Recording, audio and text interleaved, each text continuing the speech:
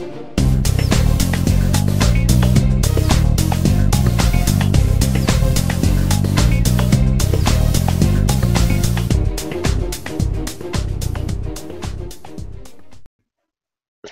nous sommes en direct, Ah, ça cette y fois est. c'est bon. Bonjour à tous et bienvenue, bonsoir à tous plutôt, et bienvenue dans ce nouvel épisode de E-Teachers, c'est le numéro 15 et C'est nous ça. sommes ravis de vous retrouver. On s'était pas vu depuis 15 jours puisqu'il y avait eu une petite coupure pour les congés scolaires et du coup nous nous retrouvons ce soir et nous sommes ravis de cela. Comment vas-tu, Jeff? Bah, ça va, impeccable. Bonsoir à tous. Oh, bien, on sort de vacances, donc ça peut que aller, hein. Bah ça peut que aller, Voilà. exactement. Quelques petits retours sur l'épisode précédent? Ouais, il y avait pas mal de retours sur l'épisode 14. Donc, on va commencer par un petit message qu'on a eu via notre site eteachers.fr. Un retour de Papa Quoi Tu joues. Alors, Papa Quoi Tu joues, c'est un podcast sur le. J'ai découvert ça sur les jeux vidéo. Qui nous dit merci pour Plickers, qui était l'appli en fait que j'avais présenté. Je ne sais pas encore comment je vais m'en servir, mais j'ai une furieuse envie de la faire et de la faire découvrir aux collègues. En tout cas, merci pour son retour. Et voilà, et puis un petit coup de pub pour son podcast. On peut remercier au passage François Jourde, puisque c'était quand même lui qui au départ nous avait présenté cette application quand on l'avait invité. Tout à fait, tout à fait. Ça, il faudra le faire revenir en plus, François. Oui, tout à fait. D'autres petits retours via Twitter de Régis Forgione. Qui nous dit excellente découverte, podcast à partager, fourmi de tests d'app pour la classe et à retweeter sans modération. Donc merci à lui et ça a été retweeté sans modération. J'en profite aussi pour faire un petit pub pour lui puisque Régis Forgione en fait est l'animateur, un des animateurs d'un podcast qui s'appelle Nipédu. Et qui est un peu, c'est bien, on a des petits, on a de la concurrence, c'est bien. Et donc Nipédu, en fait, vous le trouvez ça sur, c'est de la famille Nip. Je sais pas si vous connaissez la famille Nip. Donc les familles Nipcast, c'est sur nipcast.com et vous trouverez Nipédu. Ils ont fait un premier épisode qui parle des tweets classe, voilà, qui était assez intéressant. Voilà, en tout cas, merci à lui pour son retour. Bon, très bien. Tant qu'on est dans ce domaine de coucou et de faire connaître des choses, c'est très récent, tout à l'heure, la chance de partager un moment en vidéoconférence avec la créatrice du site t'enseignes-tu.com. Donc en fait, t'enseignes-tu.com, c'est une communauté d'enseignants à la base de FLE qui tend maintenant à se développer vers les enseignants de langue d'une manière générale. En fait, c'est une communauté de profs qui partagent leurs idées et c'est plutôt intéressant cette présentation. Voilà, c'est pas un forum, c'est vraiment un site qui se met à jour régulièrement avec des articles. On retrouve tout un tas de rubriques, bon, sur le FLE bien évidemment, sur les colloques, sur les conférences, mais aussi sur des ressources, sur des idées d'activités, sur des outils, donc le petit rayon TIS, des fiches pédagogiques, des ressources en ligne. Il y a vraiment plein de choses. Vous devez le voir normalement en ce moment même. Oui, oui, tout à fait. Voilà, c'est vraiment bien présenté. Donc ça a l'avantage d'être un peu plus pérenne que la forme podcast comme nous on peut faire, puisque finalement on l'écoute le podcast, mais après en général on le réécoute pas. Là du coup, en tout cas on peut, mais c'est pas vraiment fait pour ça. Là c'est vraiment le site, vous cliquez sur l'article, bon vous pouvez le lire, le relire, vous avez les liens actifs. C'est plutôt bien foutu. Et puis j'aime bien le côté salle des profs un peu à distance. D'ailleurs c'est un peu le truc, un site pour les profs par les profs. C'est un peu ce qu'on voulait faire, Jeff, au départ nous, spécialisé sur les TIS. C'est vrai que ça demande un petit peu plus de temps à mettre en place que le podcast, puisque bon, on parle à la volée. Je vous le recommande vraiment pour les enseignants de langue en général. eTeacher va s'associer un petit peu à ça, puisque je vais essayer d'écrire, de partager de manière ponctuelle quelques articles, avec toi Jeff aussi bien sûr si tu le veux, mais bon c'est vrai que c'est un peu plus basé pour commencer sur l'enseignement des langues. Voilà, donc t'enseignes avec un S bien évidemment, -tu.com, à aller voir également sans modération. Voilà pour la petite découverte du jour. Voilà, j'en profite si vous voulez réagir en direct ce soir, et ben c'est sur sous la vidéo. la vidéo, vous pouvez laisser un commentaire sur YouTube en direct ou alors via Twitter, via le hashtag eTeachers, tout accroché. Voilà. On y va? Oui, vas-y. Oui, est-ce que je commence par faire un petit retour Ah, sur... ben oui, j'allais te proposer de faire un petit retour, ouais, parce que tu en avais parlé il y a 15 jours, donc vas-y. Bon, il y a 15 jours, effectivement, d'ailleurs c'était la veille de mon déplacement en tant qu'interlocuteur académique pour l'Académie de Lyon, donc TIS et Langue Vivante, aux rencontres départementales du numérique éducatif qui étaient organisées par le département du Rhône et le centre Erasme dans le magnifique hôtel de la préfecture à Lyon. Bon, alors je vais vous décevoir un petit peu dans le sens où je n'ai pu m'y présenter que l'après-midi étant donné que le matin j'étais en cours et l'après-midi je me suis présenté en fait pour faire les ateliers pour lesquels on m'avait convié. Donc en fait je n'ai pas pu voir énormément de choses. En tout cas le programme était alléchant. Ce que je peux vous dire comme ça de but en blanc, c'est que j'ai vu, bon là je parle vraiment pour les gens du Rhône, les nouvelles adaptations et le nouveau développement de la classe.com, qui est donc l'ENT choisi par le Rhône, avec des trucs vraiment sympas, notamment des intégrations d'outils collaboratifs comme le traitement de texte collaboratif, style TitanPad ou EvaPad. J'ai trouvé ça plutôt bien. J'ai vu tout un tas de professionnels de l'éducation présenter des solutions, notamment tablettes. Donc on avait parlé de ce que Samsung a développé, la Samsung School. J'ai eu l'occasion de voir tourner. Jeff, tu l'avais vu aussi, il me semble. Hein. J'avais vu une vidéo sur le net, ouais. Et qu'est-ce que t'en penses concrètement? Bon, moi j'ai pas eu l'occasion de parler sous avec ces gens-là et puis c'était pas mon rôle, donc je pense que ça va être certainement la limite pour nous dans l'enseignement public. Enfin bon, ça c'est à Et, part. et techniquement, je te parle? Ouais. Techniquement, j'ai trouvé ça assez intéressant en fait, parce que c'est vrai qu'aujourd'hui, notamment, une des limites que l'on a dans les logiciels de gestion de flotte de tablettes, ça reste quand même le truc le plus important à mon sens, de ne pas pouvoir déployer comme en réseau des applications sur l'ensemble des tablettes. C'est-à-dire que d'un poste prof, on envoie sur toutes les tablettes. Là, la solution Samsung School le propose, par exemple. Après, il y a tout un tas de fonctionnalités qui permettent de faire des allers-retours entre le prof et les élèves. Sur les informations qui transitent. Rien de bien nouveau sous le soleil, si ce n'est que c'est très très bien fait et très bien, l'ergonomie est plutôt intéressante. Voilà. D'accord. Bon, bah moi j'étais là-bas pour parler de ce qu'on pouvait faire en langue, en tablette, donc je vais pas en reparler ici. J'ai pu enfin voir le fameux robot futur qui va remplacer les élèves absents. Tu nous en avais parlé dans un podcast, Jeff. Je sais pas si tu te rappelles. Voilà, écoutez, c'est assez bluffant. J'ai pas uploadé la vidéo pour vous la montrer ici, mais c'est vrai que c'est assez bluffant. Donc vous avez ce petit robot commandé par quelqu'un à distance, dont on voit le visage via la webcam, qui se balade. Et franchement, ça répond plutôt pas mal. Ça marche très bien d'un point de vue visuel et d'un point de vue auditif. Maintenant, quant aux applications, je ne vois pas bien. Il peut pas descendre les escaliers. Ça peut être un petit peu compliqué.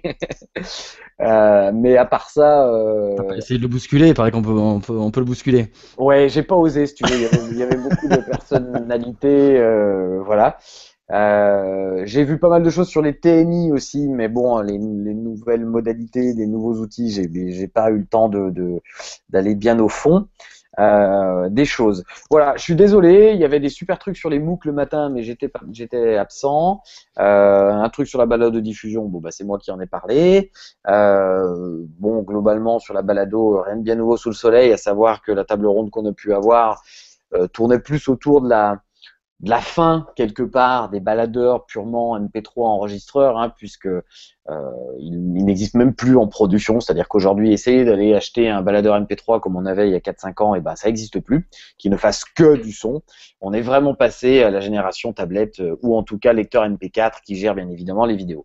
Donc c'est de la balado-diffusion toujours, hein, puisque ça ne change pas le procédé, si c'était que ça coûte un petit peu plus cher, si je puis dire. Voilà, d'un point de vue établissement. En tout cas, c'était très riche, très intéressant, beaucoup de monde qui se sont déplacés. J'essaierai d'en reparler un peu plus si jamais j'ai l'occasion d'avoir d'autres comptes rendus, mais malheureusement j'étais bien occupé par mes ateliers, je m'en excuse. Voilà. D'accord, bah, s'il y en a qui veulent réagir en tout cas à ça, s'ils ont trouvé, il y avait des gens qui y étaient, peuvent réagir dans les commentaires, ce serait pas mal. Bon. Très bien. Est-ce que tu commences? Si tu veux, moi j'ai quelques outils à présenter ce soir, voilà. Vas-y. Allez, je vais commencer par du quiz. Ça fait un moment que je cherchais un soft en ligne pour faire du quiz élève. Je voulais en fait, je vais vous dire vraiment le cahier des charges que je voulais, c'était pouvoir carrément mettre des liens internet, mettre des images, insérer des vidéos, que les élèves puissent se connecter sans mot de passe, sans rien, directement en mettant leur nom, récupérer les résultats des élèves, avoir même une note directement. Voilà, c'est ce que je cherchais depuis un moment. J'en ai cherché beaucoup de trucs payants et je suis tombé sur, j'en ai fait vraiment beaucoup et il y en a un que je suis tombé plutôt agréable, ce qui s'appelle QuestBase. Alors QuestBase s'écrit QESTBASE.com. Alors, c'est pas totalement gratuit, mais là, je vais parler uniquement de la partie gratuite et je parlerai après de la version premium. QuestBase, eh ben, il fait à peu près tout ce que je viens de dire, tout mon cahier des charges que je viens de vous donner. QuestBase, il faut bien sûr se connecter, d'accord? On a une connexion à faire nous. Plusieurs solutions. Soit on inscrit nos élèves. Moi, c'était pas le but parce que peut-être que j'avais pas spécialement envie de le faire, d'inscrire les élèves. Je voulais faire quelque chose d'anonyme et de pouvoir mettre directement, par exemple, dans une question, écrire vos noms et prénoms et puis les récupérer comme ça, tout simplement. Je voulais que ce soit simple. Voilà, il se compose comme ça. Alors c'est en anglais uniquement. Mais après, bon, on s'en sort plutôt pas mal. On va créer donc un questionnaire, tout bête, des types de questions. Ah tiens, super, juste en direct ma truc. On va pouvoir créer des types de questions. Je vais essayer de me connecter rapidement. Question choix multiples, question une seule réponse. Et alors c'est limité en question et texte, simple texte, d'accord? Donc vraiment très simple. On n'a pas vraiment comme dans certains logiciels où on peut faire du texte à trous, des choses comme ça. Moi, c'est pas ce qui m'intéressait, c'était très simple. Donc, on va pouvoir rajouter une question. Donc, c'est là qu'on va choisir choix multiples ou choix, etc. Après, c'est simple. On va pouvoir rentrer de l'image, insérer de la vidéo YouTube. Moi, c'est ce qui m'intéressait. On va pouvoir insérer des liens internet, etc. Donc vraiment, ça, beaucoup de logiciels le font. D'accord? Donc ainsi de suite. Si je veux avoir un exemple, par exemple, pour ceux qui ont la vidéo, un exemple de question. On va essayer de faire une preview de la question. Voilà. Quand ça va arriver. Voilà, par exemple, on va pouvoir mettre une image, je pose une question ici, d'où provient l'acier, je mets un petit lien internet pour aller chercher la réponse, et ils vont pouvoir cocher plusieurs réponses. D'accord? Donc ça, c'est quelque chose que je faisais avec mes sixièmes.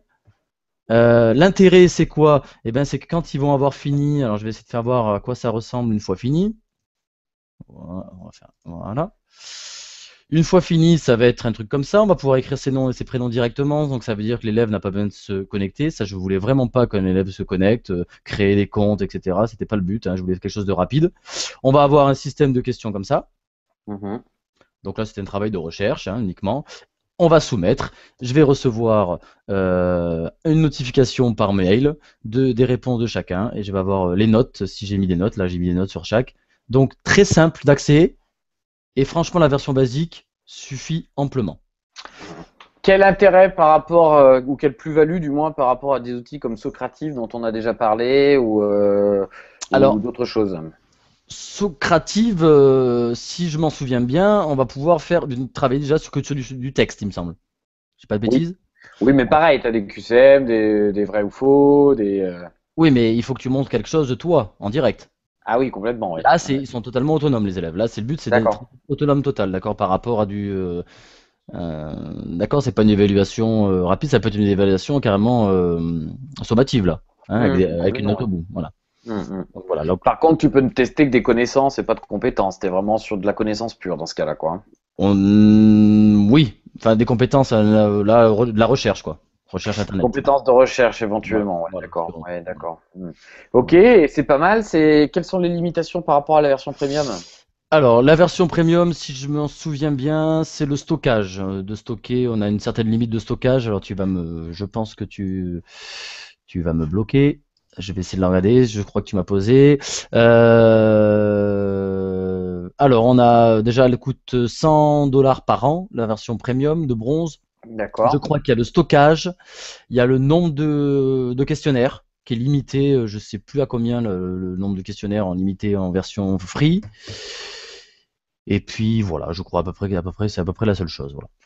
C'est assez intéressant. C'est quelque chose que je vais tester rapidement. Moi, en tant que prof de langue, je reconnais que quand je souhaite leur faire.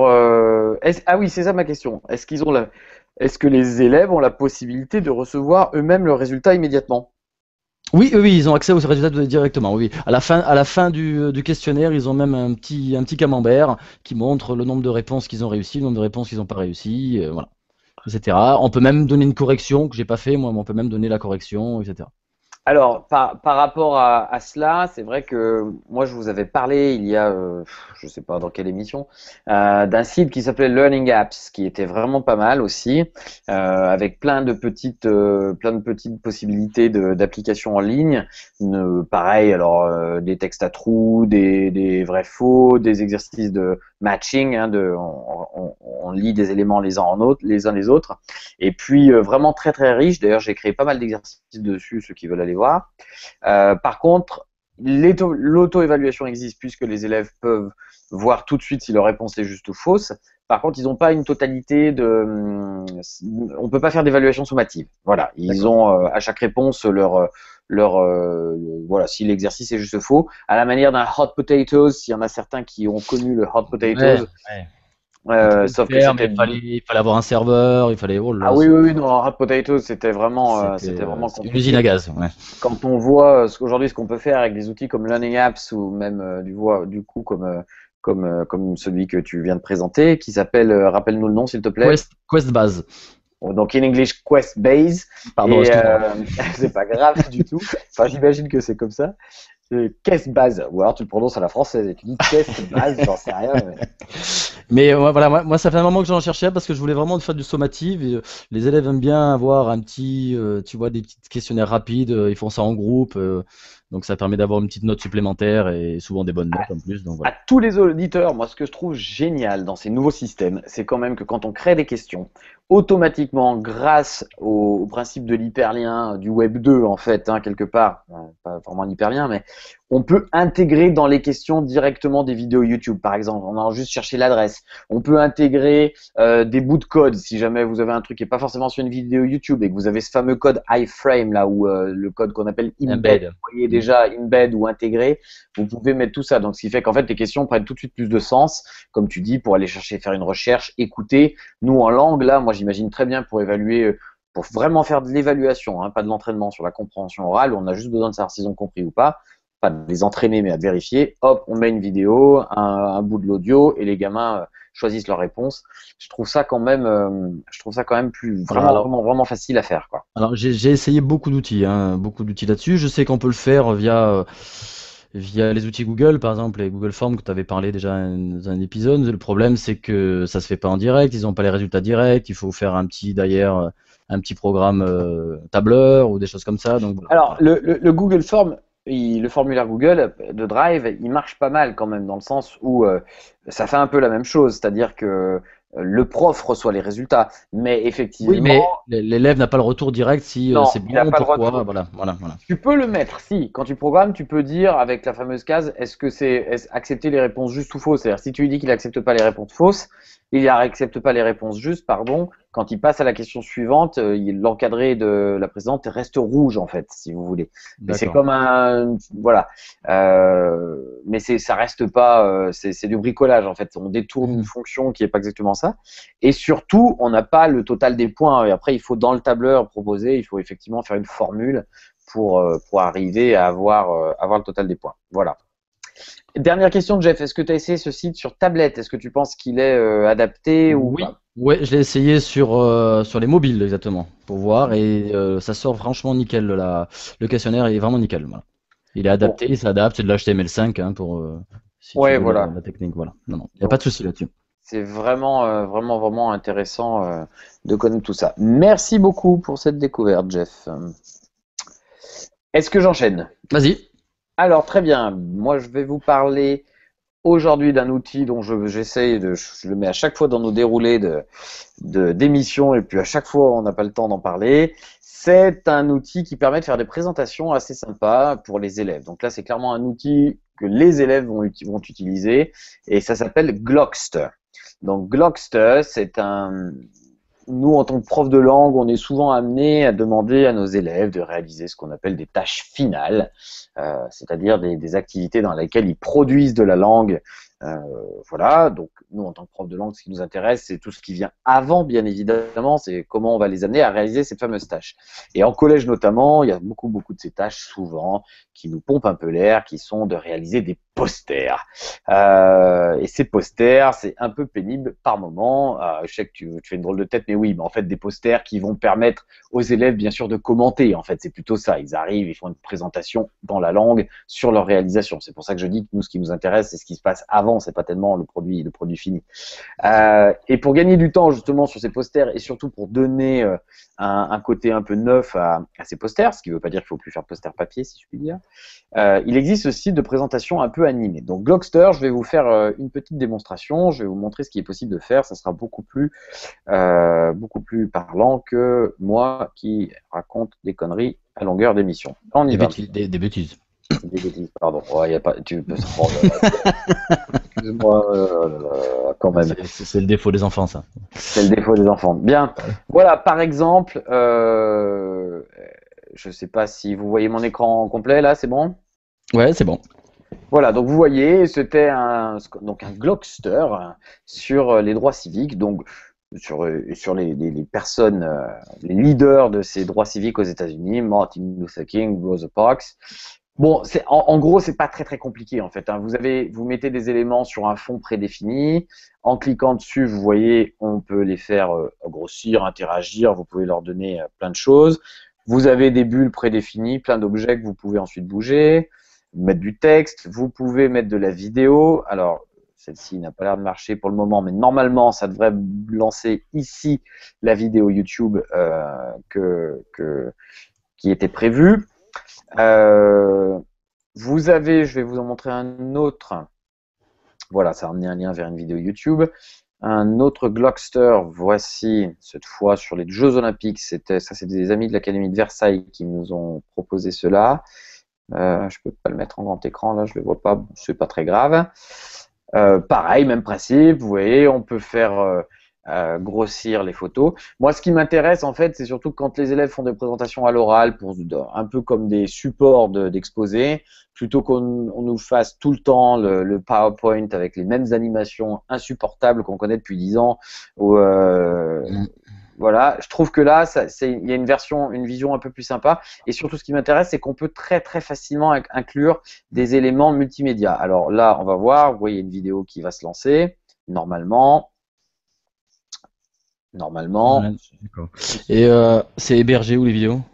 Alors, en fait, les vidéos, vous pouvez soit les récupérer directement de sites comme YouTube, Dailymotion, ce genre de choses, sans aucun problème. Donc là, on en revient un petit peu à ce que tu disais juste avant, à savoir que quand vous amenez un élément nouveau sur votre page, il suffit, on vous demande la vidéo, vous voulez aller la chercher d'une adresse YouTube, vous la mettez vous-même. Si vous la mettez vous-même en ligne, vous avez quand même des limitations de taille, donc il ne faut pas non plus trop en abuser. C'est le même principe pour les photos de votre ordinateur ou en ligne, etc. Après, c'est très facile à partager, comme la plupart de ces nouveaux outils. Hein. On peut les partager en code embed intégré, comme on a parlé, ou avec des liens qu'on peut communiquer. Voilà. Bon, le principe reste assez simple, mais c'était pour vous montrer, je crois que ça faisait des présentations plutôt sympas. Et ça avait le mérite d'être un peu original et surtout très facilement faisable. Deuxième avantage maintenant dont je vais vous parler tout de suite, c'est qu'en fait on est bien là, vous voyez en haut sur le Glockster Edu. Donc c'est-à-dire que vous êtes bien sur la version éducative de Glockster qui présente pas mal d'avantages puisqu'en gros en tant qu'enseignant vous allez aller créer votre compte, c'est gratuit. Pour créer le compte, c'est gratuit, attention. Et ensuite, vous allez avoir un code, 6 chiffres, je crois, que vous allez donner à vos élèves dans un premier temps. Ensuite, vous demanderez à vos élèves de créer leur compte étudiant, qui est gratuit aussi, et ils n'auront pas besoin de renseigner quoi que ce soit comme adresse email ou quoi que ce soit. C'est souvent un peu le problème dans les écoles, parce que c'est un peu compliqué de leur demander des adresses email personnelles, même si on le fait de plus en plus, on peut le dire. Là, juste avec ce code que l'enseignant leur a donné, ils vont être associés à votre compte en fait. C'est une sorte de Dropbox, enfin de box en ligne, de boîte dans laquelle le prof et les élèves vont avoir leur projet associé. Alors, Ça, c'est génial. c'est le truc pas drôle, c'est que cette fonction-là, c'est gratuit pendant 30 jours pour tout ça. Ah, Et après, c'est un outil qui est payant, qui n'est pas très très cher. Moi, je dis toujours en formation aux collègues, si vous avez des fois des reliquats de crédit, il reste des fois 50, 60 euros sur des trucs comme ça peut fonctionner. Je crois que dans ces tarifs-là, vous avez un petit abonnement ou je sais plus à vérifier, mais en tout cas, c'est pas mal. Sinon, si vous avez besoin de faire un projet, ne serait-ce que pour essayer, en 30 jours, vous avez le temps de faire le truc, de faire créer à vos élèves, et puis après, vous verrez si le truc vous intéresse ou pas, quoi.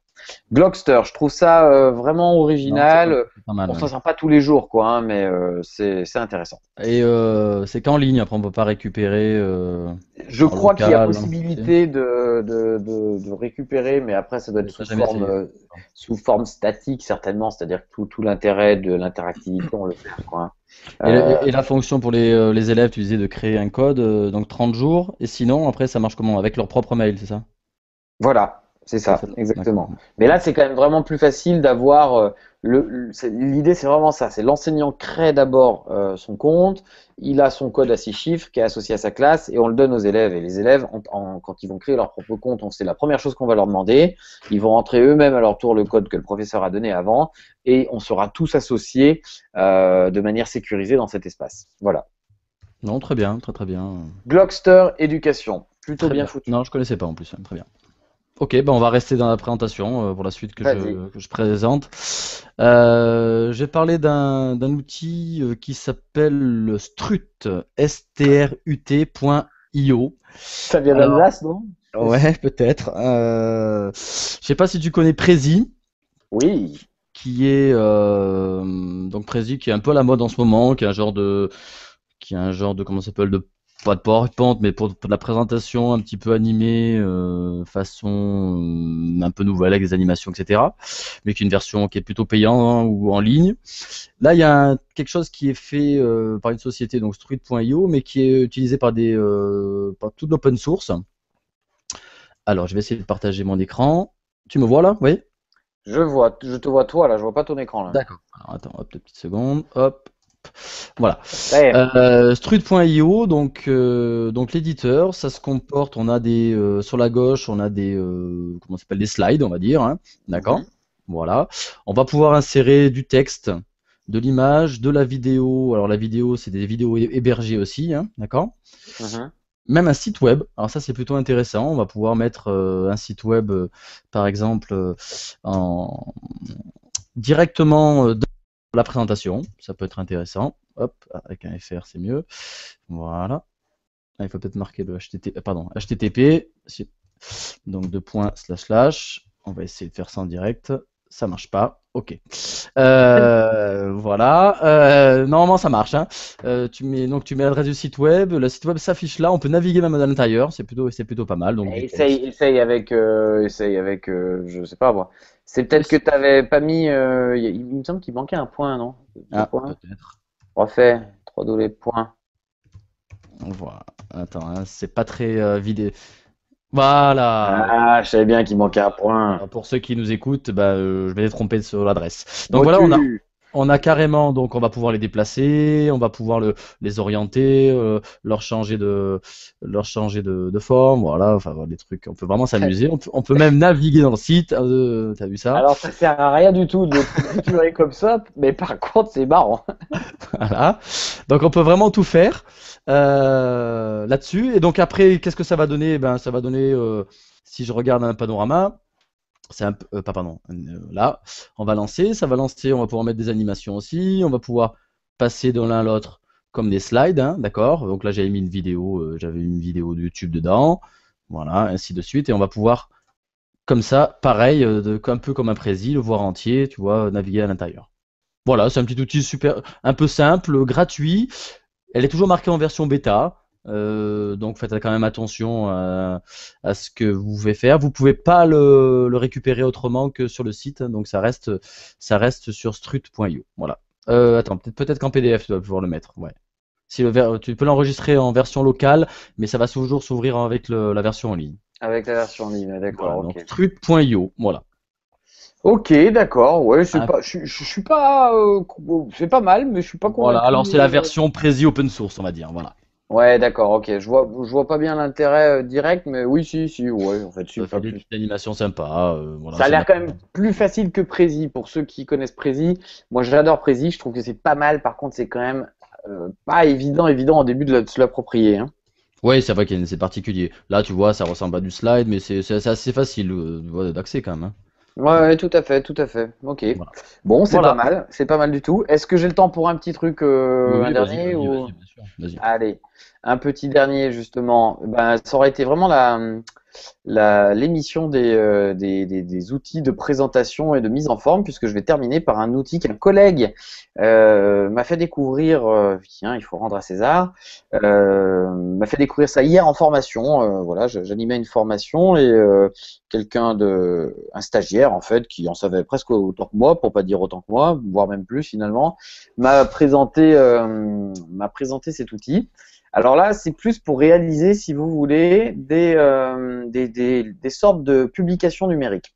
C'est-à-dire que moi, il m'arrive en tant que prof de langue d'avoir, pareil, dans le cadre de mes fameuses tâches, de vouloir que les élèves finissent par produire à la manière d'eux. Alors ça peut être un journal, ça peut être un magazine, je sais pas, s'ils ont des tâches d'écriture à faire. Et il existe pas mal d'outils, mais souvent c'est payant, ou alors c'est moche, ou alors c'est pas top.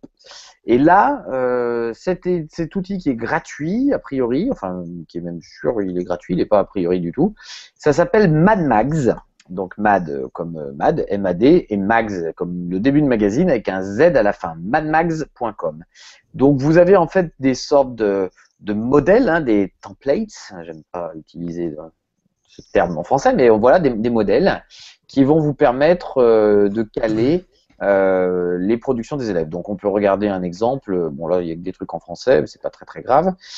Euh, Hop, je lance le magazine. Tu vois là, Jeff, hein, Oui, pas de problème. vous voyez comme ça se présente exactement comme n'importe quelle liseuse de documents en ligne. On connaît ça par cœur déjà, hein. Sauf que vous voyez, du coup, je trouve que le rendu est plutôt pas mal. À Mhm. savoir que vous allez avoir bien sûr des cases prédéfinies, des marges. Vous définissez vos marges, vous définissez les styles des paragraphes, comme dans un traitement de texte. Vous pouvez y insérer très facilement des images. Et à la fin, le produit fini est plutôt sympa. Euh, et voilà, donc l'avantage dont je parlais, c'était que vous aviez directement des modèles à disposition que vous pouvez bien évidemment paramétrer à votre guise. Euh, D'accord. Mad Max, bon, rien Non, de c'est pas mal. bien Ça fait exceptionnel. façon magazine, quoi, c'est ça, ouais, donc Voilà, façon magazine. Et je le voilà. trouve. Bon, il existe Gratu- plein de choses comme ça. Il y a des gratuit, non? générateurs. C'est tout gratuit, ouais, justement. Enfin, en tout cas, pas tout parce qu'il y a quand même un truc tarif là-haut, Hmm. mais en fait c'est ça, ça y est, je me souviens, le collègue m'en avait parlé. Ce sont certains modèles prédéfinis qui sont payants au bout d'un certain moment, c'est-à-dire si vous voulez Mhm. vraiment produire de manière, vous savez, c'est comme tout, hein, les modèles magnifiques où vous allez, c'est un peu comme tout, toujours pareil ces outils. Vous voyez la démo, vous dites waouh, c'est magnifique ce que je vais pouvoir faire, et puis dès que c'est vous qui commencez à le faire, vous dites ah ouais, c'est pas tout à fait pareil, il y a quand même du temps derrière. Donc là, vous avez des modèles qui sont gratuits, d'autres payants, mais vous pouvez tout à fait ouvrir et tenter un magazine et le faire gratuitement. Voilà, pas de Ok, problème. très bien. Voilà, Mad Max, allez jeter un œil. Pareil, ça c'est des outils dont on ne se sert pas, comment On, dire, on reste à la présentation, c'est bien ce soir. on reste dans des outils de présentation. Et franchement, Jeff, on aurait voulu le faire quand il ne serait pas arrivé, dis donc. C'est ça, non, c'est le hasard, tu vois. C'est le hasard. Euh, Voilà, je- Mad Max. si tu... Alors, si tu veux, je parle pas de présentation, mais j'ai 5 minutes. Allez, Allez, je vas-y. prends parce que je sais qu'on aura des invités prochainement, on n'aura peut-être pas le temps d'en placer une. Très bien. Et, euh, Donc je voulais parler d'un petit projet que j'ai trouvé super intéressant, d'un lycée professionnel qui s'est lancé dans un projet d'écriture par SMS. Ça a été fait avec un écrivain, alors que je connaissais pas, mais qui s'appelle Mouloud Akouche, qui est un écrivain polar. Et ils ont eu l'idée donc d'inventer avec ce lycée pro un roman par SMS, c'est-à-dire que on s'inscrit et on reçoit par SMS tous les, alors je sais plus tous les combien, mais chaque semaine, voilà, chaque semaine, et on reçoit la suite de l'histoire. J'ai trouvé ça plutôt intéressant, plutôt sympa. J'ai découvert ça sur le café pédagogique où ils expliquent ça. C'est vraiment un projet très original et on voit que les élèves ont vraiment joué le jeu et puis l'histoire tient la route en plus, hein, donc c'est assez intéressant. Si vous êtes curieux d'aller voir ça, c'est sur écrire-l'Europe.com, écrire l'Europe tout accroché, écrire l'Europe.com, voilà, / ma ville, et vous tombez. Donc c'est des enseignants à Toulouse, au lycée professionnel Le Mirail, qui ont fait ça. J'ai trouvé vraiment un projet plutôt intéressant. Voilà. Et on a déjà des extraits sur le site de... Oui. Alors sur le site, on a les épisodes aussi qui sont mis, hein, qu'on n'est pas obligé de recevoir en SMS, mais qui sont aussi publiés toutes les semaines. Waouh, Voilà. c'est vraiment pas mal foutu, ça. C'est bon, un projet sympa, j'ai trouvé. Voilà. C'est des projets novateurs et moi j'aime bien tous ces trucs-là. C'est vrai on est quand même dans une génération, dans une époque où on critique beaucoup, du coup, l'addiction aux nouvelles technologies, au téléphone portable. Ce matin encore, dans un de mes cours avec des étudiants futurs professeurs, je leur ai proposé un texte sur l'addiction à Internet et aux ados. Et on n'imagine jamais vraiment le potentiel que peuvent avoir ces outils aussi en classe. Et moi, je serais pour qu'on les laisse, dans une certaine manière, et peut-être contrôler, et laisser utiliser leur propre matériel, en fait. Je sais pas ce que tu en penses, mais... Je t'en parlerai prochainement. Voilà. Ah, J'ai un petit projet dans le coin de la tête ça là-dessus. teasing. Très bien, Voilà. intéressant tout cela. Voilà. Voilà. Bon, Non, je trouvais ça très intéressant. Voilà. dans les prochains épisodes, on va avoir du monde, c'est ça? On devrait. Alors je préfère rien annoncer tant que c'est pas défini, mais on devrait avoir un peu de monde au moins pour le prochain déjà. Voilà, Eh ben, c'est super. voilà, j'ai un peu laissé tomber mon MOOC que j'avais attaqué là. J'étais un peu en retard, j'en ai pas parlé, donc voilà. Donc ça veut dire que Par manque de finalement, temps, voilà. ouais, mais est-ce que c'est pas là aussi un petit peu la limite du MOOC, Je sais pas. ou alors il faut pouvoir faire que ça comme si on allait en cours normalement et Je peut-être. sais pas, j'ai un peu décroché, je vais essayer de m'y remettre là, j'ai au moins 4 semaines de retard hein, facile sur mon MOOC. Bon, on rappelle que les MOOC, pour ceux qui découvriraient eTeachers ou ce monde-là en général, ce sont les modules de formation à distance en fait qui commencent Voilà, je m'étais inscrit sur un MOOC sur Fun, justement. qui veut Le dire lire, je sais plus. Massive Open Ah oui, évidemment, ouais. Line. Ouais. Massive Something Open Line Courses, un truc comme ça, je sais plus Ouais, oui, exactement. MOOC, mais je parlais de Fun, moi. Fun, ce qui veut De dire, fun. c'est les... Ah, Fun, ça veut dire marrant, mais après, je sais pas si oui, non, c'est ça mais que ça veut dire. France Université Numérique, voilà, excuse-moi. France Université Numérique, très bien. Voilà. Voilà. Bon, on Ok, termine là-dessus? On merci à termine tous. là-dessus. Je fais toujours comme d'habitude pour nous retrouver iTunes, toujours, Facebook, notre communauté Google+, toujours, par mail aussi, hein, il y en a quelqu'un qui m'a contacté par mail, je l'ai jamais cité, donc le mail des teachers c'est eteachersfr@gmail.com. Voilà. Voilà, c'est tout. Qu'est-ce que je veux dire de plus? Pour nous contacter, c'est le meilleur moyen. Laissez des commentaires. Et à la prochaine. Lâchez des coms, les jeunes. L'âge des coms. Ouais. Lâche tes coms. Merci beaucoup et à très bientôt. Au Allez, revoir. au revoir.